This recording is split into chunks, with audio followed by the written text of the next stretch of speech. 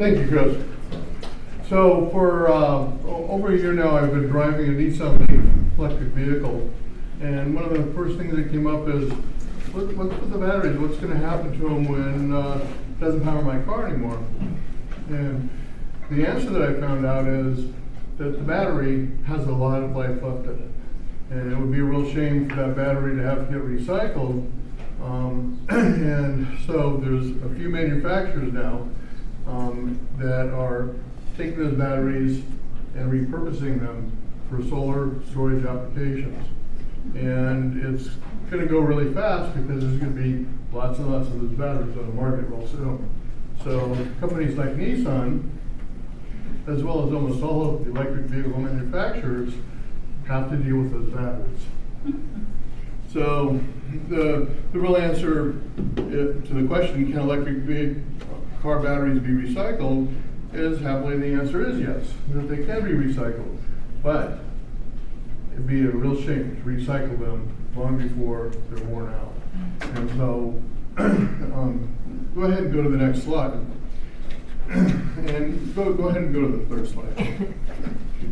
So basically the process is pretty straightforward, that once the battery no longer is appropriate in the car, such as the car crashed, or if the battery's lost maybe 30% of its storage, in my case, my car has 85-mile range. If it drops 30%, I'm not going to really be as interested in driving that car. It's going to be a real hassle, but those batteries can be repurposed.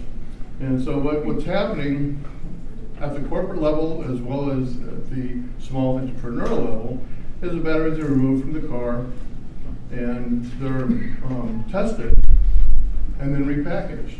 If they're good enough to be used for solar storage or other applications for storage, electrical storage, then they're repackaged. And those packages, okay, thank you. Those packages can be virtually any size because the module, which I'll actually have a couple of those modules that'll be at the fair, can be used, just a few or a bunch of them, for different sized applications. So if your solar application requires a large amount, then you need a large amount of batteries.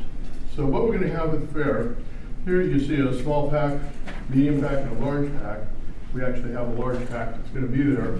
And that large pack can be over 10 kilowatt hours worth of storage easily, and works great in a solar application. And batteries for solar can be at the utility level, but they can also be at the individual level. You might have an off-grid system, you have to have a battery. But a lot of people don't realize, especially when they're going into solar and thinking, well, it's a good idea, is if the grid has an outage, their solar system doesn't work.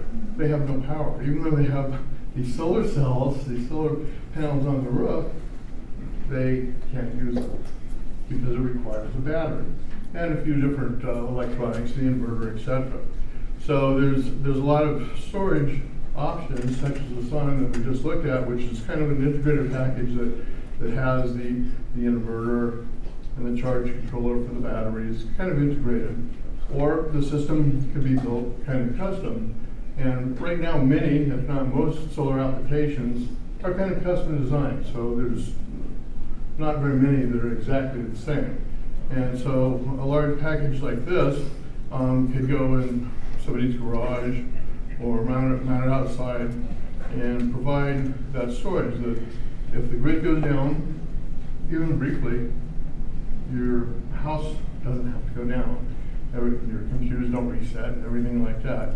And depending on the size of your solar system and the amount of time that you want it to stay up in such a case, you can size the system and those batteries can be reused.